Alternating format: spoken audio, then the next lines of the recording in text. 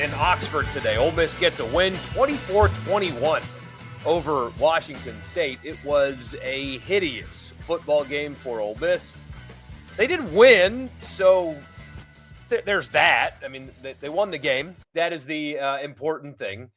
But aside from winning the game, that was an ugly, ugly performance from the Ole Miss football team with just now 1 week away from having to go to Athens. How much of that was just looking ahead? How much of that was sleepwalking? Probably a good bit of it, but an ugly performance nonetheless. And we're here to recap it together on this edition of the Rebel Report podcast. My name is Michael Borkey. Really glad that you guys are here. Don't forget to subscribe wherever you get your podcast. Just search Rebel Report, subscribe, and leave a rating and a review. And also right here on YouTube, like, comment, subscribe, all that good stuff. And I would appreciate all of that. If you hear background noise after the football game, I put something on YouTube. So I've got like 15 minutes of quality time to recap this game with you guys.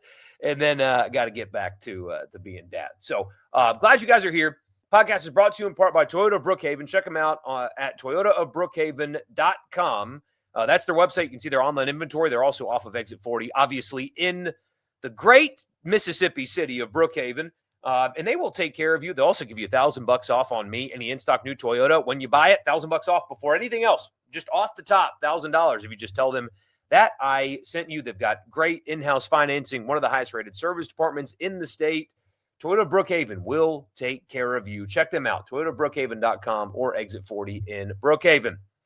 Quick scan through the box score. Ole Miss wins 21-24. Trinidad, not his best day. In fact, he was bad for him, right? He's given you three high-level performances against better teams than the one that he faced today. But today he wasn't sharp. Deep ball especially off.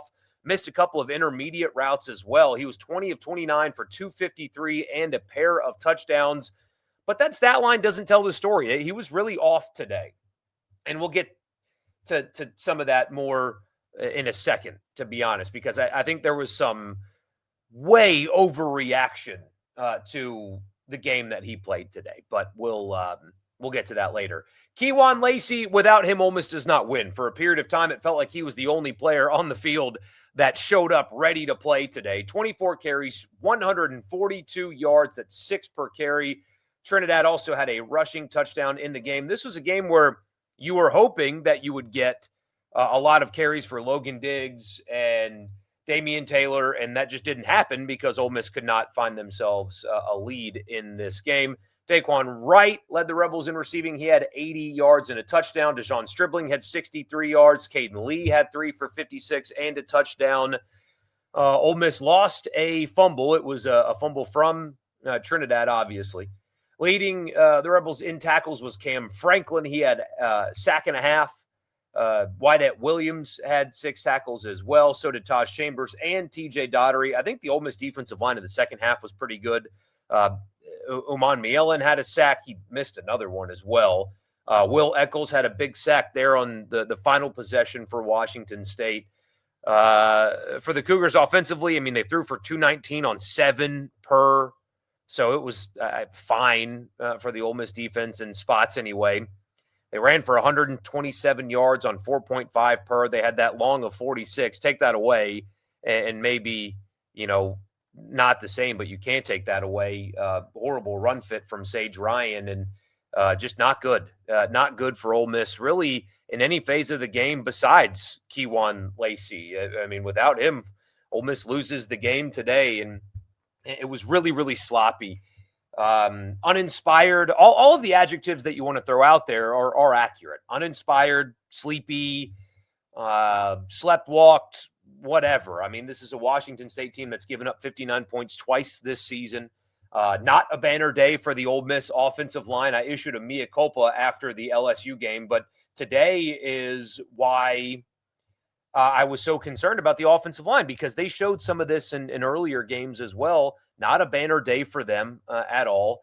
And just nobody was particularly good. You had some inopportune penalties. You had, again, the aforementioned bad run fit, but he wasn't the only one on defense. Trinidad was off. Just a really bad day. Now, look, they won the game. Again, that's the important thing. They won the game, but a very uninspiring performance. And what you hope it is, because, I mean, look, Washington State is worse than Arkansas. They are, I would argue, they're worse than Tulane, and they are most definitely worse than LSU. So Ole Miss at their best is not this, right? This was not them at their best. This was them at possibly their worst. Sloppy, uninspired, all of those things. So what you hope is you just chalk that up to, I mean, Lane Kiffin admitted himself that they spent time in the off week looking and preparing to play Georgia next week. I mean, that was certainly part of how they spent their off week, was preparing for Georgia. They've admitted as much. So you hope that it's just as simple as a team that was distracted, looking ahead, whatever you want to describe it as. They were not prepared to play in this game today in the same way they've been all season. And that's disappointing, though, in and of itself. It makes you wonder why. And it could be just as simple as they're not football playing robots. They're human beings. They got caught looking ahead. It does happen. Good teams play close games against bad teams when they are looking ahead to playing the biggest game of the season to date. That does happen. But you were in a similar situation with Tulane a few weeks ago, and they just dispatched of Tulane and couldn't do that today. Maybe it's different, if they execute better on fourth down or just kick a field goal there. They missed a field goal in there as well. So maybe if the game gets started a little bit better. But, that was the first time this year where you come away from a game, it's their sixth game. And so the first of six where you come away thinking, God, that was ugly. They played poorly today. And I mean, even after the Kentucky win, it got off to a weird start, but they recovered nicely and ended up playing well for 3 quarters in Lexington. You can't really say any of that today. They settled in a little bit in the second half, but ugly, ugly football game. And the last thing that you wanted to see before a trip to Athens. So, yeah. There you go. Disappointing performance, but a win is a win. I almost tweeted this, but I didn't think the burner accounts would understand the sarcasm. I was about to say, like with a couple of exclamation points that Ole Miss has, with the win, Ole Miss has gotten to bowl eligibility. I almost did that. I'm glad I didn't. But we will read your comments. That's kind of why we're here, aren't we? And we'll do that after I tell you the podcast is brought to you in part by Advantage Business Systems. Check them out online at absms.com. Advantage Business Systems has you covered for all of your Mississippi office technology needs. Tell them I sent you. You'll get a complimentary office technology assessment. So you tell them what your business needs, copiers and printers, mail machines, whatever it is, technology in the office. absms.com will perform an assessment for you on me. Also, the podcast is brought to you by Priority One Bank. They make you their priority every day with their online banking platform. It's a one-stop shop. All you need is an internet connection, and you can do whatever it is that you need to do with your money because Priority One Bank makes you their priority. All right, that was horrible to watch. What was that? OMG, that was a loss in my book. Well, it was not a loss, but I hear what you're saying. How far do they fall in the rankings? Not far. They won the game. They won the game. Indiana's got a lead right now over Oregon. But no, they did win the game, but they could fall a spot or two for sure. Well, at least they won that type of sloppy game this year. Didn't last year. That is true. Please reassure you. I'm genuinely in the worst mood. I will reassure you. That does happen to football teams sometimes. It was not a banner day at all. They played really poorly. But you've seen them play an A game, and their A game is capable of beating anybody. The last time you watched them play on that exact field went much differently than it did today. And so, look, they played poorly. Time to bring Austin back. Why? Expand on that for me. Why? Why is it time to bring Austin back? I saw so much of that early in this game today, and it really surprised me a lot, to be honest with you. And maybe Lane Kiffin decides that Austin Simmons gets to come back after weeks off having played poorly in his only road start in his career, that Athens is the place to bring him back. But I want you to show your work a little bit on why, because it's not like today was the only game that you've gotten from Trinidad Chambliss. Because I don't know what you saw or what anybody saw in the first 2 weeks that tells you that Simmons could have done what Trinidad did to LSU or what he did to Arkansas, even. You have 3 games of super high level quarterback play against better teams. And he struggles in the first half of a sleepy game in which the entire team around him struggled. And you want to go right back to Simmons, who I don't understand. I mean, it's an emotional thing to me. I mean, there was a lot of emotional reaction. There is no way you can convince me that the Simmons that you saw play this season is ready now to do to LSU what Trinidad did. And so he throws a few incompletions in the first half, and suddenly everything that you've seen him do so far is out of the window, and then bring back the guy that had 4 interceptions in 2 games. I mean, that's what you're suggesting here, and that doesn't make any sense to me at all. He had a bad game. It was certainly not his best game or anything close to it.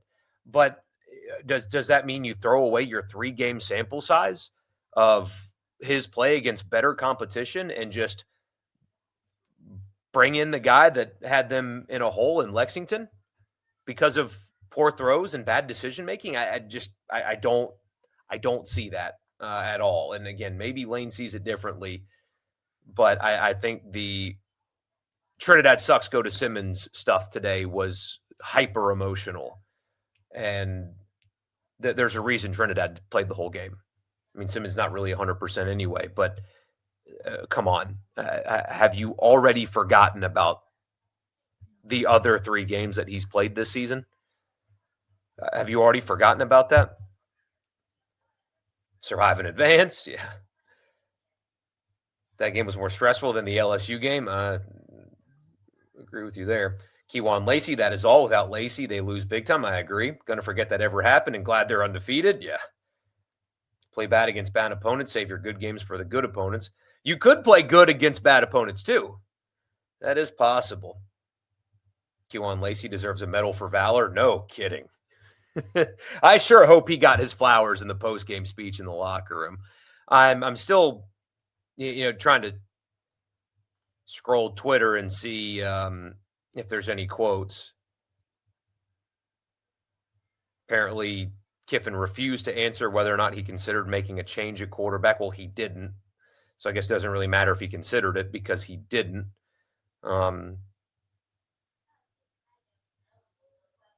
Lane Kiffin quote, "It's on me. Maybe I have to figure out how to be better with these 11 a.m. kicks. Not pleased with how our team performed today." Okay, so far nothing really crazy from Kiffin. Here's more. Trinidad started slow, missed a critical in route on 3rd and long, did make some plays. Overall, he did some good things and made a really critical play, but did not play consistently like he had. It is what it is. You're not going to play perfect every week. Yeah, I don't think – I don't think that switching quarterbacks is the smart thing to do right now. Ole Miss sleepwalking? You hope that's all it was. And look, they've played much better against better teams, so that's likely what it is. Every week is different. Got to get rid of Charlie Weiss. I'm not blaming him solely for that performance at all, but his play calling was definitely suspect too, and his play calling being a factor in some losses last year.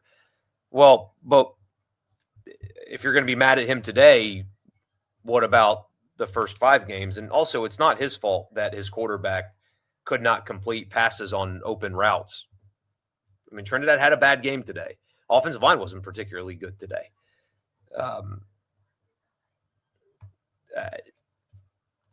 It's just an ugly day, but you can't just fire people because of an off game, especially when, I mean, I don't necessarily think the play calling was as bad as the way the players executed what they were asked to do. 2 losses coming, maybe, but that makes the playoff. So Pretty sure Lane wanted to play a very vanilla type game on both sides. Doesn't excuse the poor discipline and inaccuracy on the offense. Defense was leaving too much space. And here's the thing with me, and you guys heard me talk about this last year as well. I don't think, and he's never going to change. He is who he is. Lane Kiffin posts on Instagram a graphic about it's him and Steve Spurrier, and Steve Spurrier is the man. That's who I want to be. And Kiffin shares that. And of course, it's trolling, right? It's very likely trolling the Florida fan base, but it's just when you're drawing attention to something that your people that are paying your insane salary and all of your staff salary and the players on the field, and you're kind of trolling them by doing stuff like that. If you're going to do that, then your team better play well. And so since they played like crap, in my opinion, you guys are free to disagree with me. You might think I'm crazy. Totally fine. But in my opinion, if you're going to do this, hey, look, I wanted to be Spurrier. Oh, my gosh, people are worried about the Florida job, and I want to be – if you're going to do all that stuff and draw attention to that and your team plays like crap, that's a problem to me. And he's never going to change, so, I mean, it's almost a waste of time talking about it. But I think just like last year, he trolled you guys with the alligator pictures and all that. It happened again, and his team played like crap afterwards. And to me, it's a really bad look. And it should stop. It won't, but it should stop because I don't think it's fair to you guys, one, to get trolled by your own head coach. Again, it's who he is, and he'll never change. But I don't think that's right to troll your own fan base as the head coach, and then also to troll your own fan base and then turn around and have your team play like garbage is problematic to me.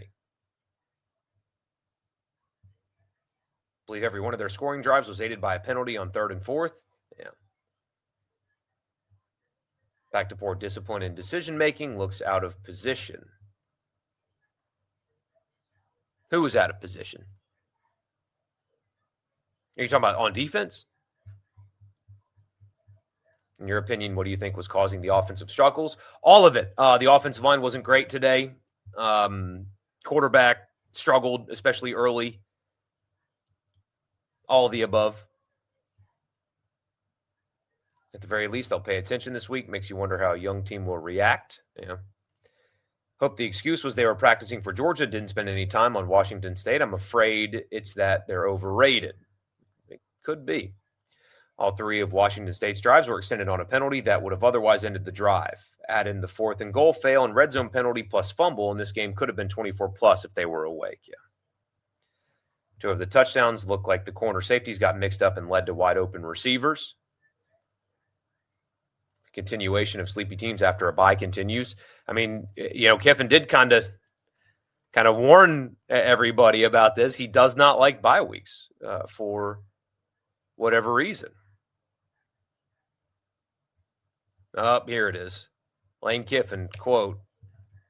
I hope this is a full quote. Thought the red zone offense showed up about like our student section. Take shots at the fans when your team plays like crap as 32-point favorites. Yeah. I mean, that doesn't excuse it. I know the student section cleared out, and that's a whole debate or whatever, but I'm not interested in fan shaming. I'm not. The team didn't show up today. I think it's fair that the students didn't too if the team's not going to. But that's just me. Looks like they hit a couple of homecoming parties on the way to the game. Is that still a thing? I never cared about homecoming when I was in school, but edges come off good, but sometimes overrun plays. There was a handful of sack opportunities that they missed.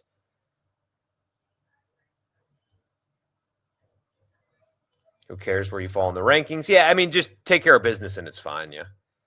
Next time people count their chickens before they hatch, I want you to remember this game. But, yeah, I hear you. Simmons starts the Georgia game. Why? Maybe he does. Maybe he does, but why?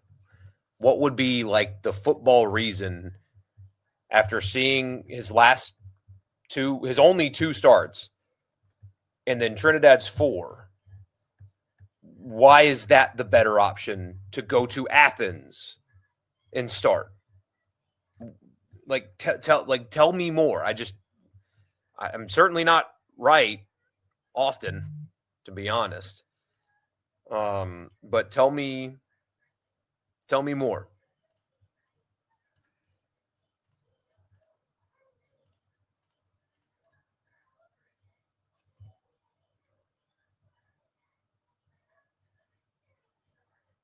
How do you feel about the team after today? I don't think I've really changed my opinion too much, to be honest with you. I really don't think I've changed much. You're worried about the Egg Bowl this season because it's after a bye week 2. Bye weeks are not good and have always been a pattern. Hold on. But it is a shorter week, though. I mean, only by 1 day.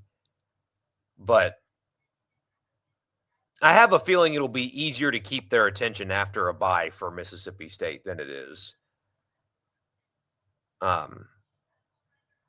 Washington State before Georgia. Leaving the stadium thoughts. Washington State is the best fans in the world. Absolute trap game. Looked right past. Hope the Georgia prep starts next week. Another 1-score win. Heart attack time. I mean, that's 4 1-score wins this season. I mean, last year they played 3 of them, lost all 3. So if you're looking for some more silver lining, there it is. So Chambliss will need to get that deep ball back in play. Georgia will act like a snake, choking the offense down if he can't. He missed some intermediate throws today, which was out of character for him, it seems. So he didn't play great, but the offensive line also had poor pass protection. Yeah, he was under pressure a lot more than I expected he would be today.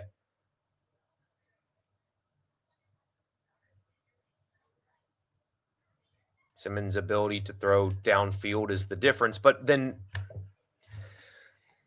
okay, but is that the only thing that quarterbacks do is just throw deep passes?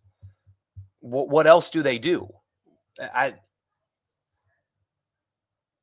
really think that people are overreacting to one game when you have a sample size larger than one. I mean, you've got 2 from one starting and now 4 from the other. And when you compare the way they've played and how they've looked, how can you say that Simmons is the better option in Athens to win the football game?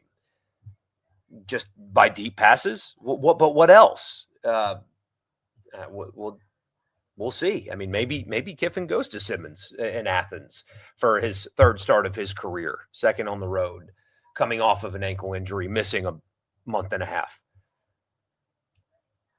And if he does, maybe they win. But I think there's some revisionist history going on with what the 2 of them have been before today. Betting your life on Georgia. I'm a Coug fan. Cannot figure out why Ole Miss is so overhyped. Lane was sweating midway through the 4th quarter. I mean, I think you're a little bit smarter than to use just one game as a justification for a pick. It's not emotional when your starter is not just a little off, but a lot off in his game.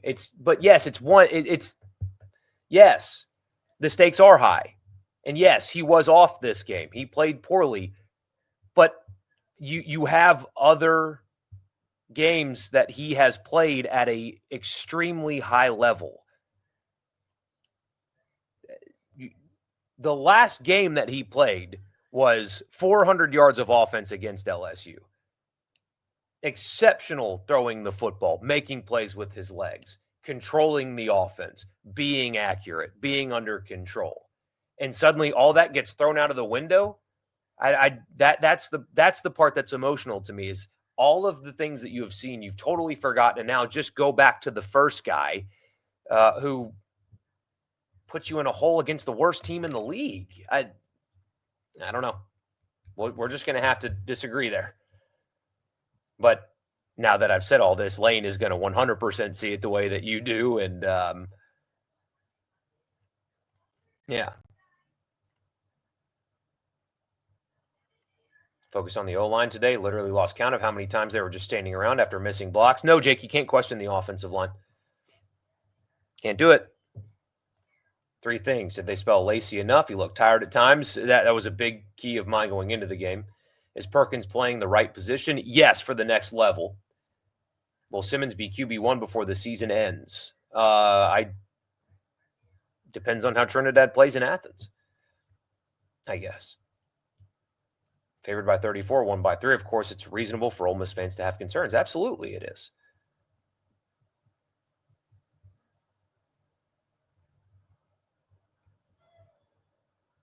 In your opinion, they lost Simmons today? Well, then you lose Simmons today. You can't coach scared of players transferring. Can't do it. And just I'm very consistent on that. If you think one player is better than the other, then you play him. It doesn't matter if you're afraid the other is going to transfer. That's just how I feel. I think Kiffin is saving Austin for Georgia. With all due respect, that doesn't make any sense to save him for Georgia. He would have, if he was going to play next week, he would have needed the reps today. Coming off of he just needs reps in general. He's very inexperienced. So if he was always planning to play him next week, then he would have played today too. What do I think of that unsportsmanlike conduct penalty at the end? Was it Joe Judge that ran into the official? Whoever it was knew right away that it was a penalty. It's you can't be in the white and run into an official. You can't do that.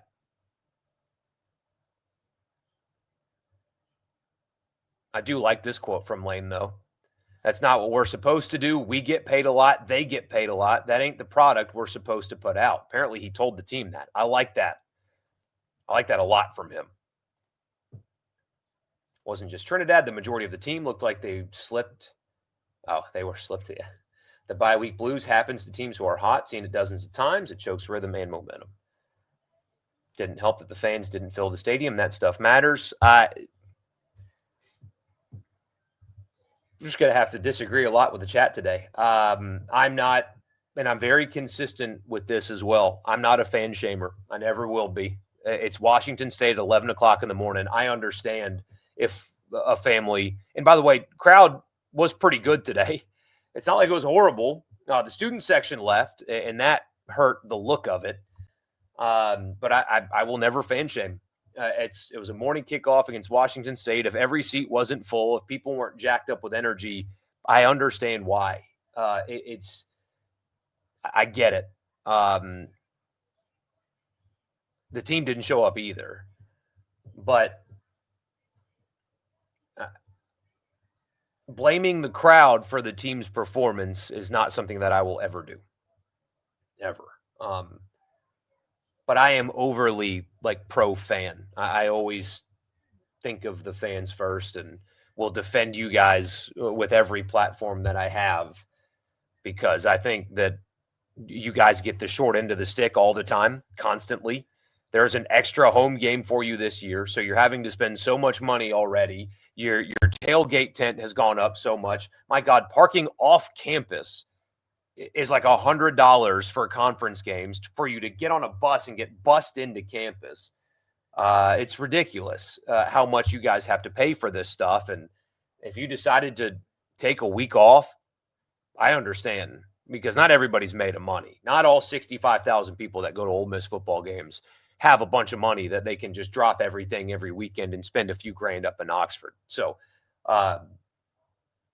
if there were empty seats today, and there were some, that's fine to me. That's fine. Doesn't bother me at all. The team needs to play better. Think Kiffin is saving Austin for next year. May not be around. Need to be grateful they're 6-0. This can happen to anyone in 2025. The next 2 weeks will be the two true litmus tests. Chambliss is the guy. They got played by the bye week, and looking ahead, bye week always gets good teams. Embarrassing. Still the same Ole Miss. Can't play well after a big game.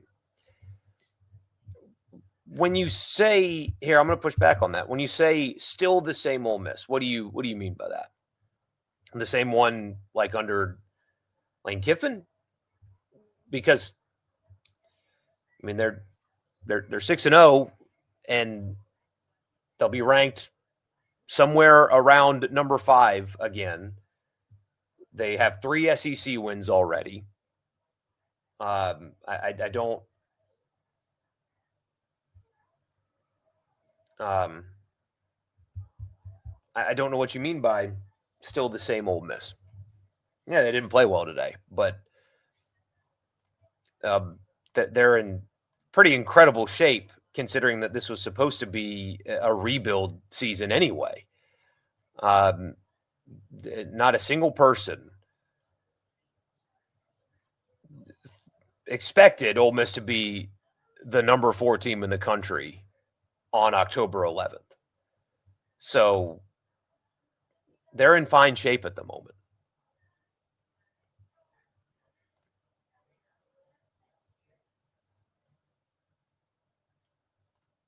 Lane is worried about winning, progressing, and recruiting. He's going to do the best he can to have the best product out on the field. These are kids. They hear and see what the fans do. This game happens. It does. Judge him after the next 2 weeks. Yeah, but I mean, if they lose the next 2 games and win the rest of them and make the playoff, it's hard to judge just these next 2 games. But these next 2 games will certainly tell us a lot. It will certainly tell us a lot.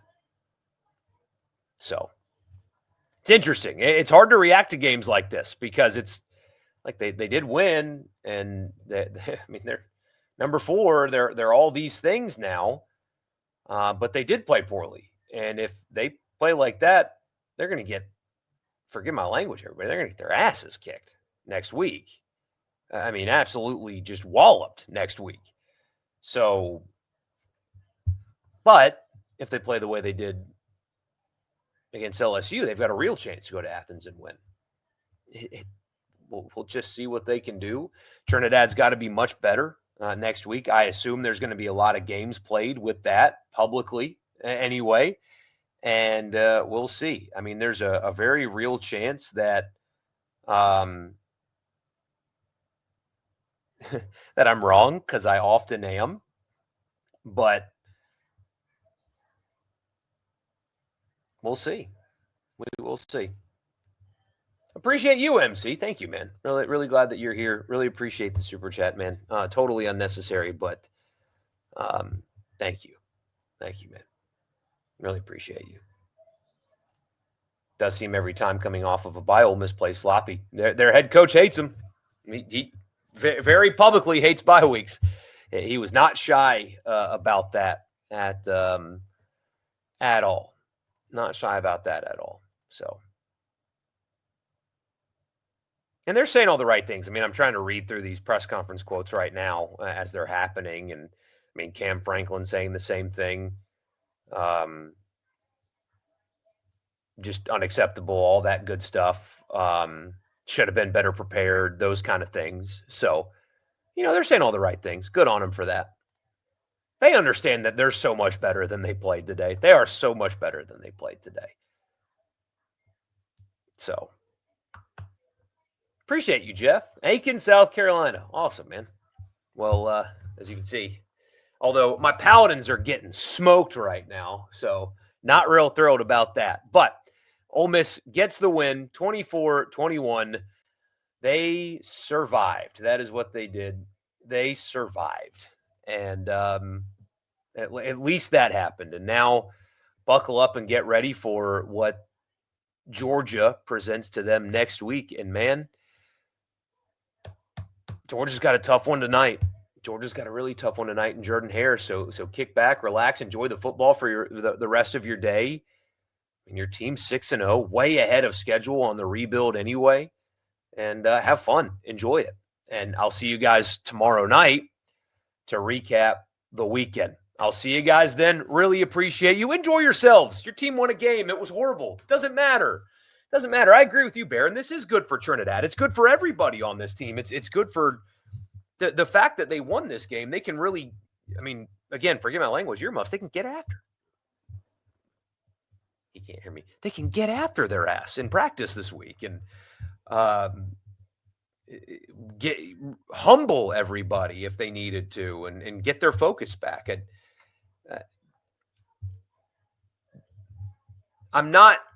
I didn't expect a game like this to happen, but I'm not terribly shocked.